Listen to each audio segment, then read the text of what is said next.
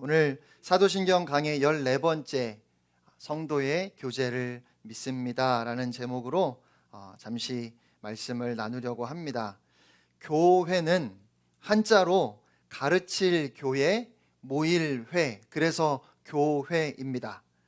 그런데 강원도 태백시에 있는 예수원을 설립하셨고 한국을 정말 사랑하셨고, 그래서 한국 교회에 가슴을 울리는 많은 메시지를 전하셨던 대천덕 신부님께서 이 가르칠 교를 쓰는 기존 교회 표기를 사귈교로 바꾸자고 그렇게 제안을 하신 적이 있습니다. 여러분, 우리 믿음의 선배들은 왜 기독교 공동체를 가르치는 모임, 교회라고 그렇게 이름 지었을까요? 아마도 교회에서 주로 하는 일이 가르치고 배우는 일이었기 때문일 겁니다. 말씀을 가르치고 열심히 배우는 것이 초기 한국 교회의 전형적인 모습이었습니다. 더욱이 배움을 중시하는 우리 민족의 특성 때문에 가르칠 교회, 모일 회자를 써서 교회라는 이름을 만들지 않았을까 싶습니다. 그러면 대천덕 신부님은 왜 사귈교로 그 한자를 바꾸자고 하셨을까요? 가르침과 배움 속에 신앙의 지식은 더해졌지만 사랑이 식어진 현실을 안타까워하시면서 초대교회가 보여주었던 그 하나됨, 그 공동체성을 회복하자는 취지에서 사귈교회, 모일회로 바꾸자고 그렇게 말씀하시지 않았을까 싶습니다. 오늘 사도신경을 보면 대천덕 신부님의 말씀에 더 공감하게 됩니다. 나는 성도의 교제를 믿습니다. 성도 간에 따뜻한 교제, 사귐이 있어야 하고 그것이 진정한 교회라는 그런 고백입니다. 옛날 사도신경에서는 성도가 서로 교통하는 것을 믿는다고 했지요. 교통, 교제, 그리고 사귐, 친교라는 말까지 모두 비슷한 의미입니다. 신약에서 이 개념을 나타내는 헬라어는 코이노니아인데, 코이노니아는 기본적으로 나눔이라는 뜻입니다. 특히 기쁨과 슬픔을 함께 나누는 것을 뜻하지요. 다른 말로 하면 교회는 함께 웃고 함께 우는 공동체입니다. 그것이 교회다운 교회라고 해야 될 것 같아요. 욥에게 큰 고난이 닥쳤다는 소식을 듣고 친구들이 한 걸음에 달려왔습니다. 욥의 처참한 상황을 눈으로 확인한 친구들은 소리내어 울면서 그 겉옷을 찢고 슬픔의 죄를 머리에 뒤집어 썼습니다. 그리고 욥기 2장 13절 말씀입니다. 밤낮 7일 동안 그와 함께 땅에 앉았으나 욥의 고통이 심함을 보므로 그에게 한마디도 말하는 자가 없었더라. 아멘. 아무 말 없이 무려 꼬박 일주일을 욥의 곁을 지켜주는 그 친구들의 모습이 참 아름답습니다. 여러분, 이것이 교회가 아닐까요?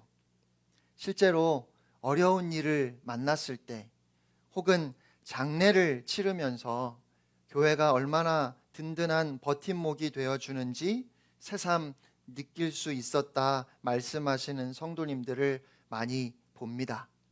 여러분, 기쁨과 슬픔을 함께 나누는 것이 교회입니다.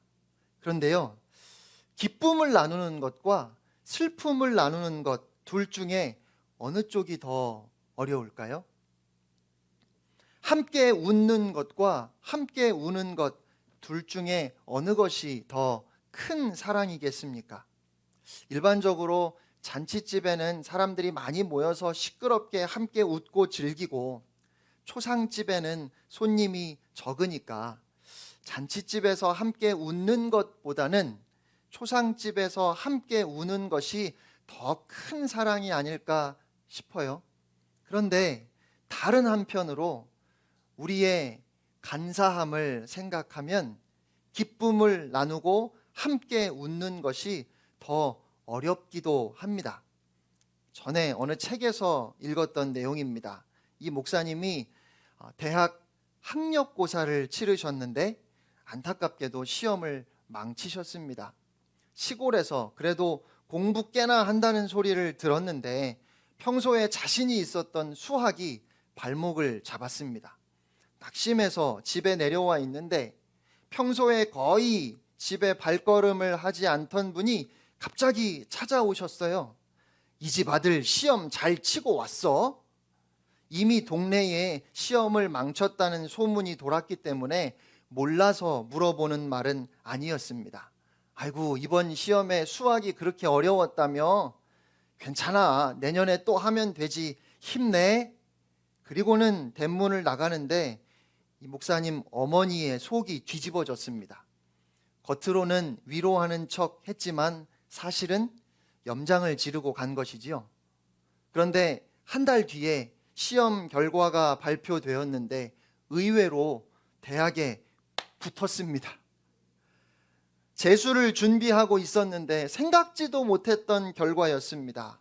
어머니의 얼굴에 한박 웃음이 피어나고 동네 몇몇 분들이 찾아와서 축하의 말을 해 주었습니다.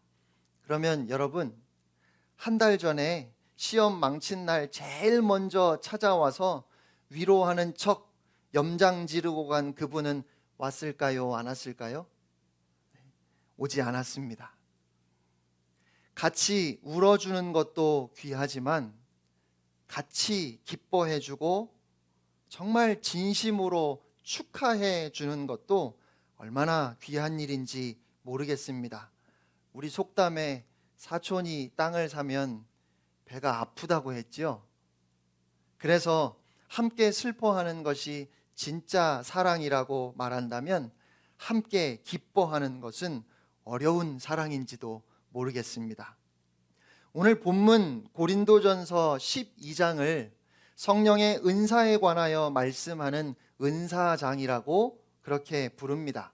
그런데 12장 1절에서 31절까지 말씀 중에 1절부터 10절은 은사에 대해서 말씀하는데 11절부터 31절까지 3분의 2는 오히려 공동체와 하나됨에 대해서 말씀합니다.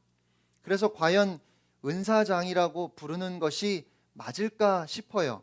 교회론, 공동체론에 대한 말씀이라고 하는 것이 더 맞을 것 같습니다. 그러면 왜 사도 바울은 은사에 관하여 말씀을 기록하면서 교회의 하나됨을 그렇게 강조했을까요? 앞에 고린도전서 3장 1절로 2절에 이렇게 말씀합니다. 형제들아, 내가 신령한 자들을 대함과 같이 너희에게 말할 수 없어서 육신에 속한 자 곧 그리스도 안에서 어린아이들을 대함과 같이 하노라. 내가 너희를 젖으로 먹이고 밥으로 아니하였노니 이는 너희가 감당하지 못하였음이거니와 지금도 못하리라. 고린도 교회 성도들 입장에서는 정말 자존심이 상하는 이야기지요. 지금 그들은 어린아이 취급당하고 있는 겁니다. 너희에게는 내가 밥을 줄 수가 없다. 너희는 젖을 먹어야 돼. 여러분, 고린도 교회는 초기 기독교 역사에서 소아시아와 마게도니아 지역을 통틀어 성령의 역사가 가장 강력하게 일어났던 교회였습니다. 또한 탁월한 성경 교사인 아볼로가 그들에게 성경을 열심히 가르쳤기 때문에 그들은 성경에 대한 지식도 대단했을 것입니다. 그런데 바울은 그들을 향해서 너희는 아직 젖을 먹어야 하는 어린아이라고 말하고 있는 겁니다. 그렇다면 바울은 고린도 교회를 왜 그렇게 미숙한 교회로 치부했을까요? 바울이 그렇게 말한 이유가 3장 3절에 나옵니다. 너희는 아직도 육신에 속한 자로다. 너희 가운데 시기와 분쟁이 있으니 어찌 육신에 속하여 사람을 따라 행함이 아니리요. 바울이 전하는 건강한 교회의 척도는 그 교회가 얼마나 대단한 성경 지식을 가졌는가가 아니었습니다. 방언을 하고 예언을 하고 병을 고치는 은사와 같은 얼마나 대단한 은사를 가졌는가도 아니었습니다. 바울이 전하는 건강한 교회의 척도는 딱 하나였습니다. 그 교회가 얼마나 사랑으로 하나 되었는가 하는 것입니다. 그 교회가 얼마나 화목한가, 얼마나 서로 용서하는가, 서로 용납하는가, 나와 다른 사람을 수용하려고 얼마나 애쓰고 있는가, 이 기준으로 건강한 교회, 병든 교회가 나누어지는 것입니다. 밥을 먹을 수 있는 장성한 교회와 젖을 먹어야 하는 미숙한 교회로 구분되는 것이지요.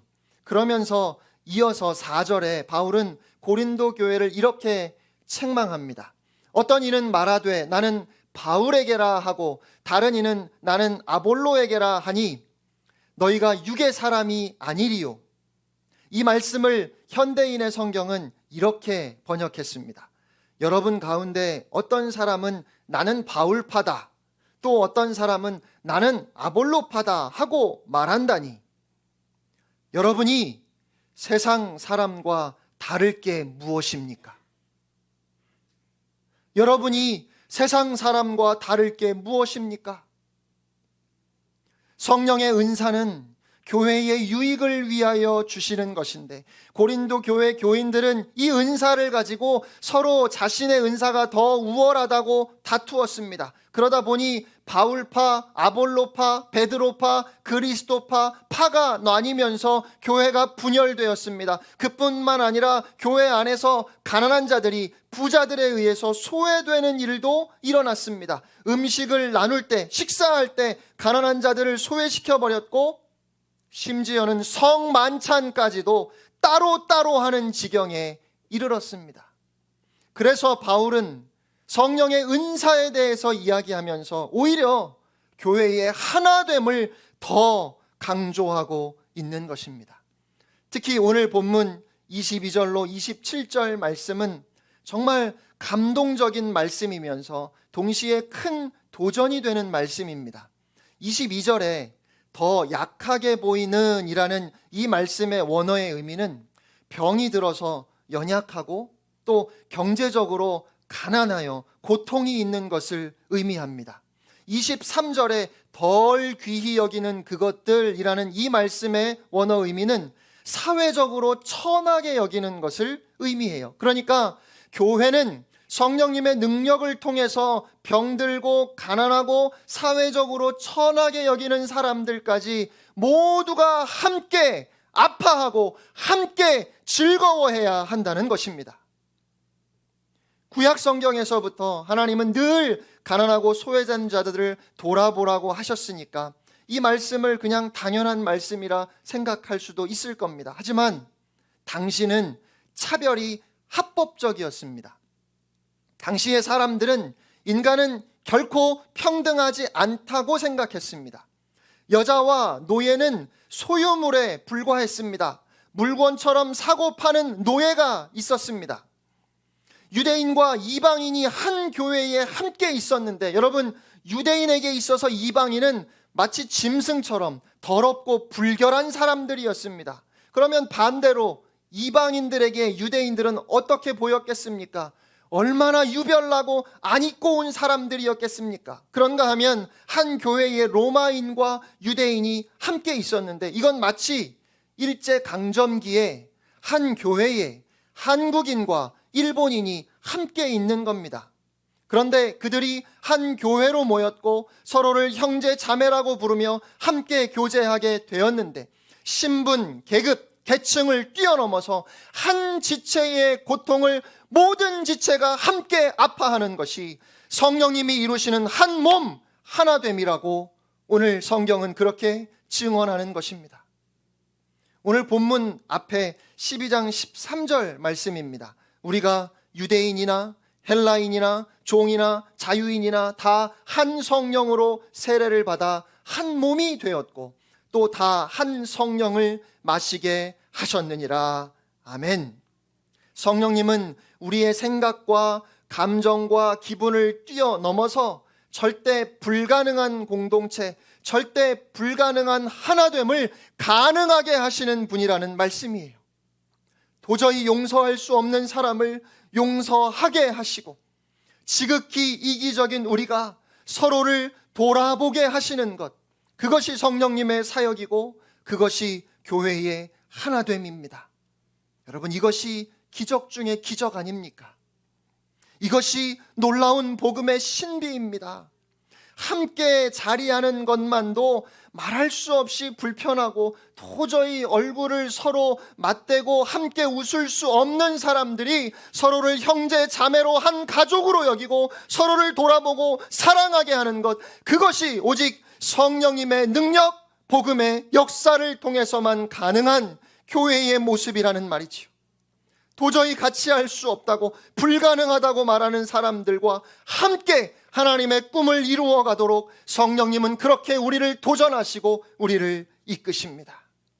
그런데 오늘 우리는 거꾸로 없는 계급, 계층, 신분을 우리가 만들어내고 저들과는 함께 할 수 없다고 선을 긋고 있는 것은 아닙니까?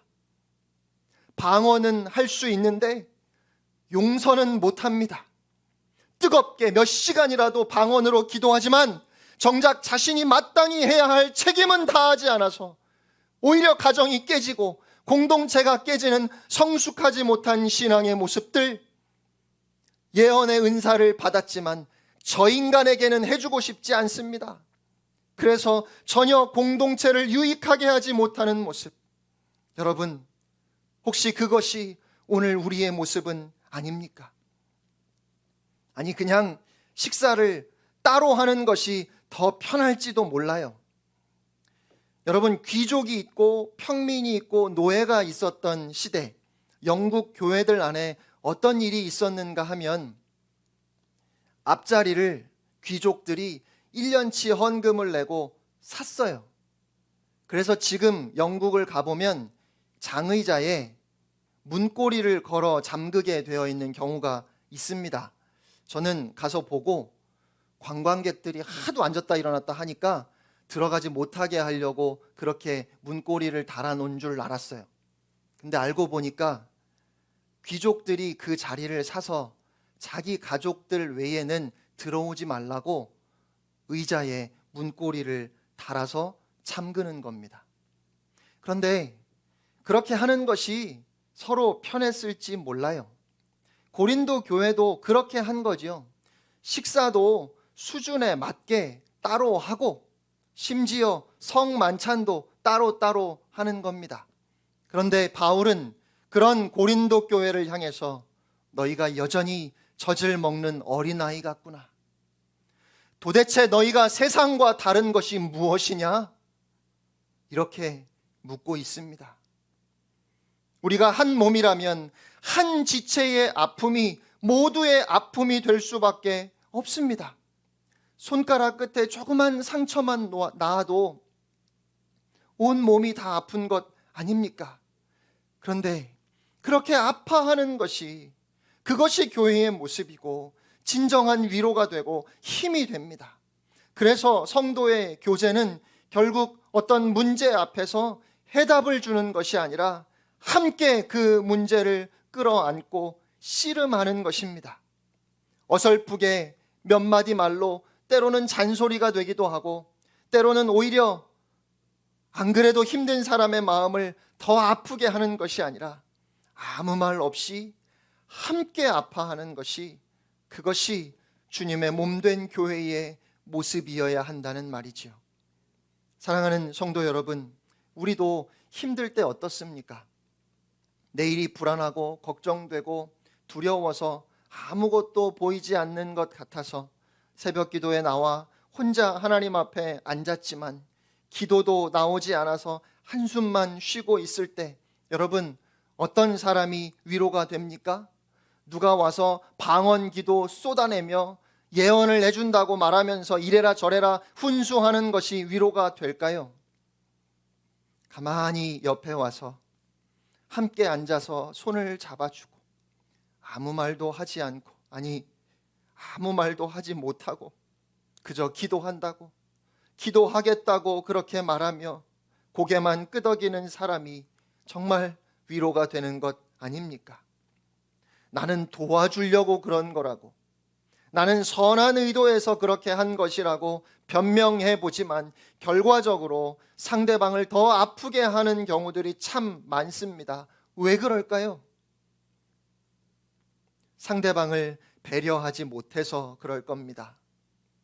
상대방의 문제를 내 문제로 생각하고 고민하고 씨름하지 않아서 어설프게 해답을 주려고 하기 때문에 그럴 겁니다. 한 지체의 아픔이, 한 지체의 문제가 여전히 그 사람의 아픔, 그 사람의 문제일 뿐 내 아픔, 내 문제가 되지 않아서 그럴 겁니다. 여러분, 성도의 교제란 과연 어떤 것일까요? 존 칼빈은 성도의 교제에 대해서 다음과 같이 설명했습니다. 그리스도께서 우리를 위해서 자신을 주심같이 우리는 다른 사람을 위해서 우리 자신을 주어야 합니다. 그것이 성도의 교제입니다. 그리고 한 개인의 믿음의 성장과 성화는 혼자서 이루는 것이 아니라 성도의 교제를 통해서 이루어집니다.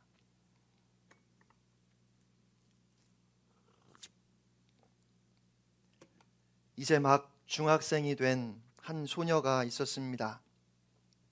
가난한 가정에 홀 어머니와 함께 살다가 결국 어머니가 병을 이기지 못하고 돌아가시고 아직 어린 두 동생을 돌봐야 하는 소녀 가장이 되고 말았습니다. 너무 가난한 가정에 정부에서 주는 보조비를 받아 겨우겨우 살아왔지만 소녀는 돌봐야 할 동생들에 대한 책임과 부담 때문에 공부도 제대로 할 수 없었습니다. 그러나 최선을 다해서 학교를 열심히 다니며 급사 일을 할 기회를 얻게 되었고 첫 월급을 받은 날 너무 기뻐서 이것저것 급한 것을 해결하고 남은 돈을 가지고 동생들을 데리고 짜장면 집으로 갔습니다. 마침 그날은 막내의 생일이었습니다. 짜장면 2그릇을 시킬 수 있는 돈이 겨우 남아 있었습니다. 동생들에게 뭘 시킬까 물었더니 짜장면을 먹겠다고 합니다. 그래서 짜장면 2그릇을 시켰습니다. 둘째가 언니는 왜 안 먹느냐고 묻습니다. 그녀는 점심 먹은 게 체한 것 같다고, 그래서 아무것도 못 먹겠다고 둘러댑니다. 6살쯤 되어 보이는 막내가 벌써 나무젓가락을 입에 물고 말했습니다. 누나, 그래도 먹어. 짜장면 얼마나 맛있는데. 누나는 지금 배가 아파서 못 먹겠어. 오늘 네 생일이니까 맛있게 먹어. 큰 아이는 그렇게 말하며 동생의 머리를 쓰다듬어 주었습니다. 언니, 우리도 엄마 아빠가 있었으면 얼마나 좋을까. 저렇게 같이 저녁도 먹고. 여동생이 건너편 테이블에서 엄마 아빠와 저녁을 먹고 있는 제 또래의 아이들을 부러운 눈으로 바라보았습니다. 그때 그 중국집 주인 아주머니가 가만히 다가오시더니 너 혹시 이내 아니니? 이내 맞지? 하고 물어봤습니다. 네, 맞는데요. 누구세요? 주인 아주머니의 갑작스런 물음에 소녀는 어리둥절했습니다. 그래, 어쩜 그렇게 내 엄마를 쏙 빼닮았니? 엄마 친구야. 나 모르겠어? 영선이 아줌마. 아이들은 서로를 바라볼 뿐 말이 없었습니다. 엄마가 돌아가셨다는 소식을 들었는데 못 가봐서 정말 미안하구나. 엄마가 가끔 들를 때마다 너희들 이야기를 참 많이 했단다. 특히 우리 이내 자랑을 많이 하셨지. 책임감이 강하고 동생들을 잘 돌본다고. 너희들 데리고 꼭 한번 오라고 했는데 저는 먼저 가고 너희들만 왔구나. 아주머니는 정말 반가운 듯 아이들의 얼굴을 하나하나 어루만졌습니다. 인정이도 이제 많이 컸구나. 옛날에 걸음마 할 때 봤는데. 굳어있던 아이들의 얼굴에 조금씩 미소가 번졌습니다. 조금만 기다리고 있어. 아줌마가 맛있는 거 해줄게. 오늘은 아줌마가 쏘는 거야. 아주머니는 자장면 3그릇과 탕수육 1접시를 내왔습니다. 아이들이 음식을 먹는 동안 그녀는 내내 흐뭇한 얼굴로 아이들을 바라보고 있었습니다. 맛있게 잘 먹었습니다. 아주머니, 안녕히 계셔요. 아이들은 오랜만에 행복한 얼굴로 중국집을 나갔고, 그래, 잘 가라, 차 조심하고, 짜장면 먹고 싶으면 언제든지 와, 알았지? 아주머니는 문 앞에 서서 아이들이 저만큼 걸어갈 때까지 손을 흔들어 주었습니다. 그때 주방에 있었던 남편이 나와서 물었습니다. 누구네 집 애들이야? 나는 아무리 생각해도 기억이 안 나네. 그러자 아주머니가 대답했습니다. 사실은 나도 모르는 애들이에요. 엄마 아빠가 없다고 그냥 음식을 주면 자존심 상하고 아이들이 상처받을지도 모르잖아요. 그래서 엄마 친구라고 하면 아이들이 또 올 수도 있을 것 같고 해서. 아, 그랬구나. 그런데 아이들 이름은 어떻게 알았어? 아이들이 이야기하는 걸 들었어요. 이름까지 알고 있어서 나는 진짜로 아는 줄 알았지. 오늘이 막내 생일이었나 봐요. 자기는 먹고 싶어도 참으면서 동생들만 시켜주는 모습이 어찌나 안 돼 보이던지. 주인 아주머니의 눈에 맺혀 있는 눈물이 금방이라도 흘러내릴 것만 같았습니다. 아이들에게 따뜻한 온정을 베풀면서도 혹시나 상처가 되지 않을까 아이들의 마음까지 걱정했던 이 아주머니의 세심한 배려가 많은 생각을 하게 합니다. 사랑하는 성도 여러분, 주 안에서 한 몸을 이룬다는 것이 과연 어떤 것일까요? 저는 이 중국집 주인 아주머니의 행동이 참된 배려가 아닐까 생각했습니다. 음식을 주는 것도 대단한 일인데 그러면서도 아이들의 마음을 한 번 더 헤아리고 거기다 다음에 또 올 수 있도록 엄마 친구인 척 했던 그 세심한 사랑. 목사님, 저는 그런 센스가 없어서 어떡하지요? 우리가 정말 진심으로 상대방을 배려하고 섬기려고 할 때 그런 지혜, 그런 센스는 성령님이 주십니다. 저는 우리 교회에 이런 교제가 있으면 좋겠습니다. 그래서 참 힘들고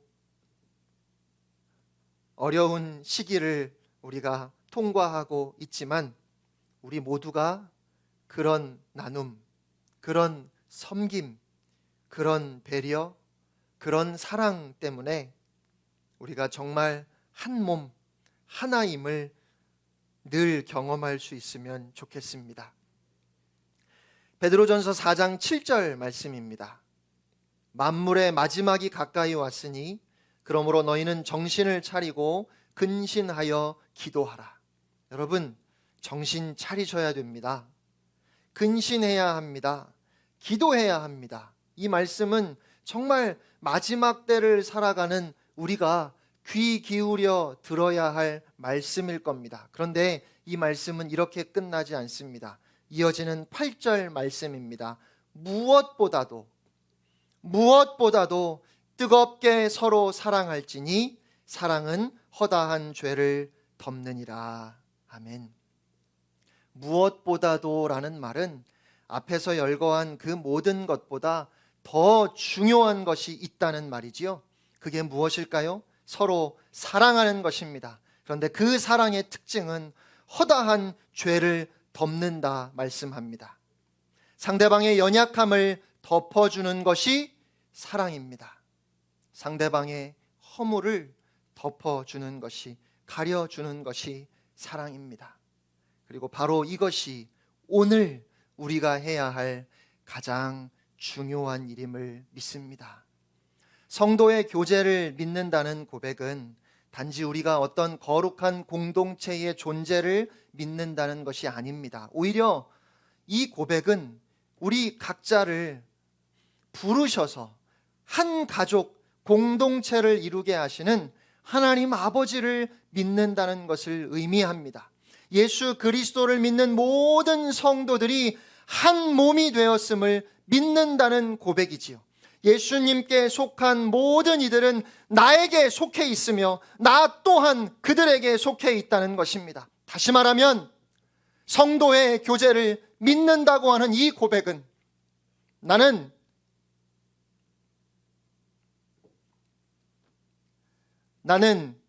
성도들을 돌아보는 일에 적극적으로 헌신하겠습니다라는 그런 의미입니다.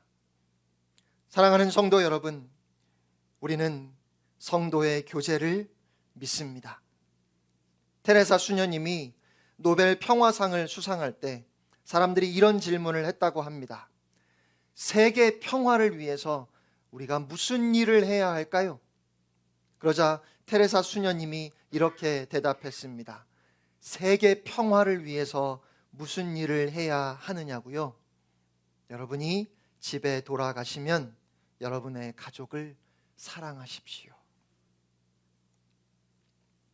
많은 사람들이 한국 교회가 위기라고 말합니다.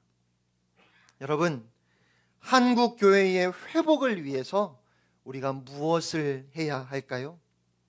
한국 교회가 회복되기를 원한다면 우리가 서로 사랑해야 합니다. 교회가 그리스도의 사랑으로 서로 사랑하는 그 하나됨, 그 가족 공동체로서의 정체성을 회복할 때, 그렇게 세상과 구별될 때, 그때에 한국교회에 다시 한번 놀라운 부흥이 있으리라 우리는 믿습니다.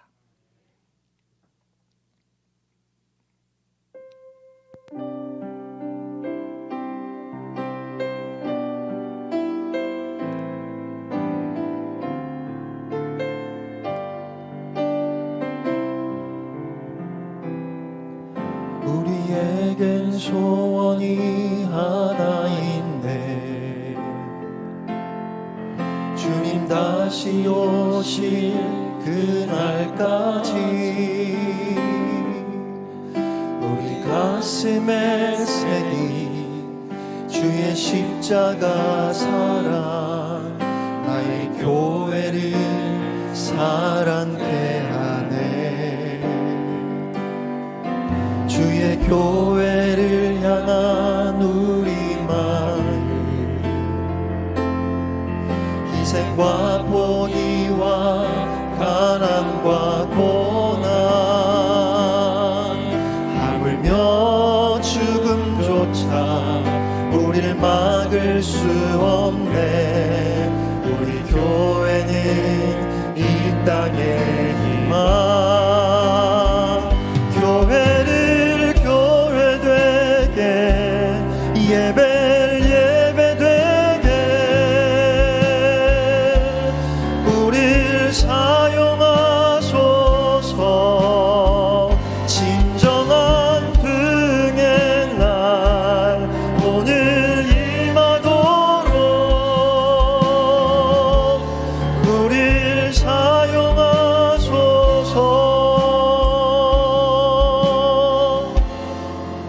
우리에겐 소원이 하나 있네. 우리에겐 소원이 하나 있네. 주님 다시 오실 그날까지 우리 가슴에 새긴 주의 십자가 사랑, 나의 교회를 사랑케 하네. 교회를 향한 우리 마음, 희생과 포기와 가난과 고난, 하물며 죽음조차 우릴 막을 수 없네. 우리 교회는 이 땅의 희망,